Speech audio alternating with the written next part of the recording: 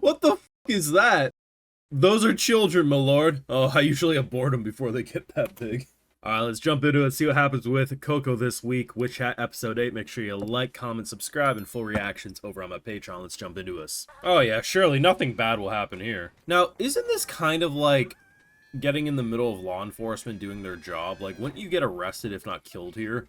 They literally look like band camp members with their little fucking batons twirling around their strings. Okay, now we're pointing a gun at law enforcement. Something tells me,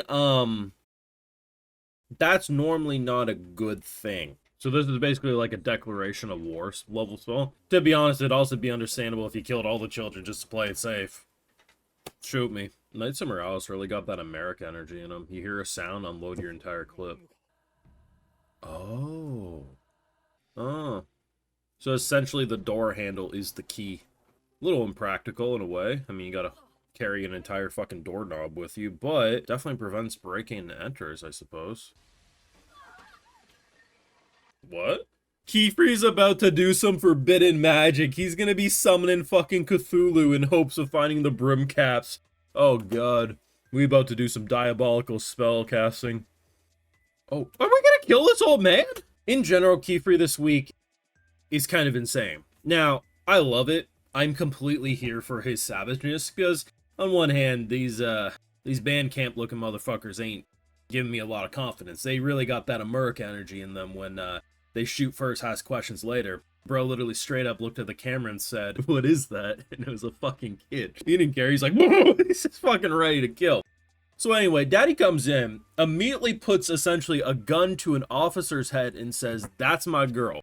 You'll love that, right? But you have to remember, a lot of the reasons we accept Qifrey's unhinged nature is because we associate it with him protecting kids, right? Oh, he's standing up to powerful authority that are misusing their power and therefore are putting children in danger. Yeah, maybe he's breaking the rules and law and order of this world, but look at what a badass. And by starting the episode off with him essentially pointing a gun to arguably the most powerful person that we've met up to this point, right? Someone who outranks him, who literally could have him executed if he deemed him a threat, and yet he said, "Bitch, sit down, that's my girl." Only to end the episode with him doing the taboo, potentially crossing the point of no return.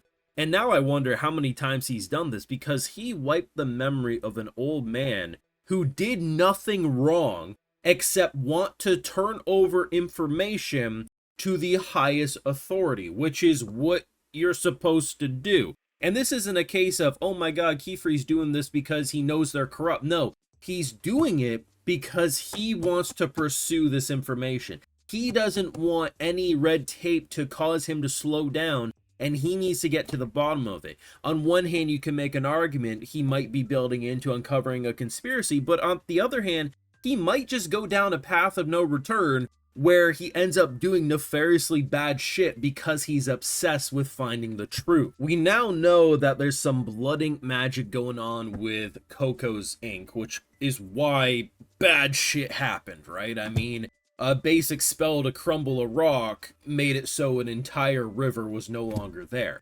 And if you apply it to a larger scale, you could see how an entire ocean could dry up.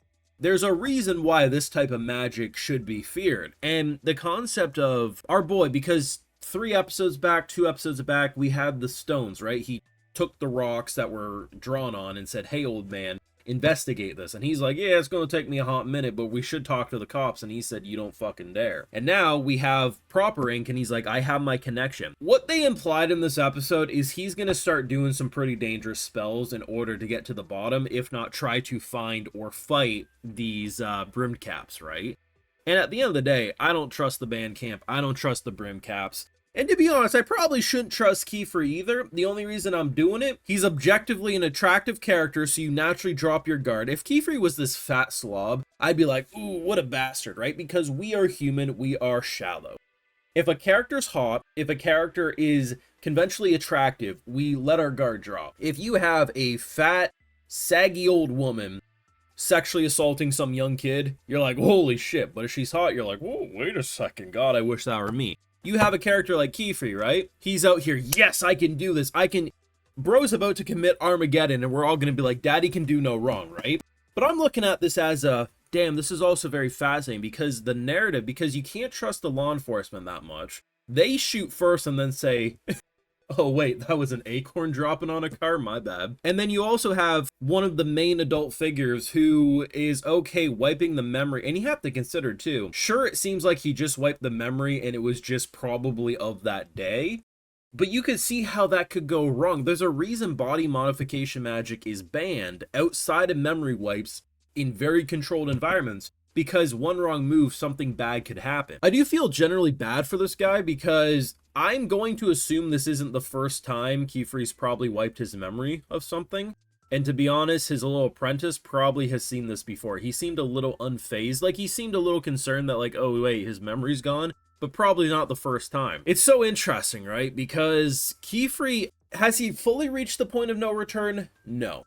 I don't think he's committed the gravest of sins, but I think we're closer to that than people are going to want to admit, mainly because Qifrey's hot and Qifrey's everyone's best boy. And I mean, I'm going to say the objective truth, and whether you want to accept it is up to you.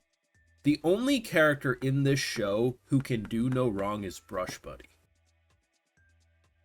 Anyway, one of the interesting things is the concept of essentially color blindness, and it's interesting, right, because there's these different colors, inks and stuff like that, because he was talking about how like he knew where positioning was for all of the different dyes and stuff, because it's not just simply a color. It's like, my assumption is probably certain ones like red powder would make fire-based magic probably more powerful, so he knows where it is, so when it all comes crumbling down, he doesn't know where to put anything back.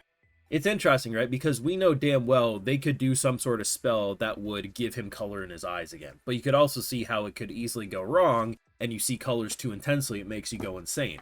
I understand why things are banned. I really do. It's just a shame when you have stuff like this that you think at face value is fixable, or the kid who is trapped under a rock can't have his legs fully repaired because that is taboo. And now we know fucking ink can get manipulated, so I mean, could you imagine we go to do surgery on his eyes or we try to repair legs and someone's ink's been fucked with, and in doing so it becomes the fucking face explodes or something like that? I do understand why things are banned. I really do. It's just the unfortunate thing about Mr. Bandcamp, which I'm still shocked some people unironically liked, and I really think it exposes who was in Bandcamp in school and who wasn't. Anyway, I digress. On one hand, I get it. Guys just trying to keep law and order. The unfortunate thing is I feel like he was given a gun with 2 days of training, because that guy came in hot. He came in saying, I'm not going to listen to questions, I'm just going to shoot. This is what would have happened had we not jumped in here. No, okay, yeah, because her ink and her hat was covered, so they wouldn't have seen it. So this is what would have happened. Bro would have killed them, probably would have had a standoff, and then after they would have investigated, like, ooh, looks like she might have been innocent. Well, anyway, no one saw anything here, right? And if somehow it came into a court of law, the court would have found him innocent because, well, he had reason to be fearful. His life was in danger, and he just so happened to have his body cam off. So we have to take the officer's word. Fuck these Bandcamp looking motherfuckers. Fuck the brimmed caps and their cultist blood magic activity. But not fuck Qifrey. Qifrey's gonna cause some Armageddon, but you know what?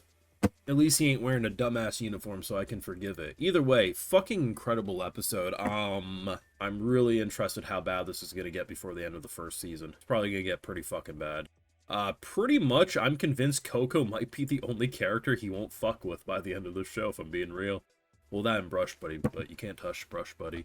Your thoughts down below. Make sure you drop a like, share your support, subscribe, ring that bell, and of course full reactions over on Patreon and other exclusives, because you know I love to get those video shows, because my patrons make it all possible over here on YouTube. Alright, so today we got Blood iOS, Samantha, Paul Tar, Zenvirus, Claire, A, Edvar, Golden Angel, and we also have Ulcerin, so I appreciate the support. Please take care, and you all have a good one.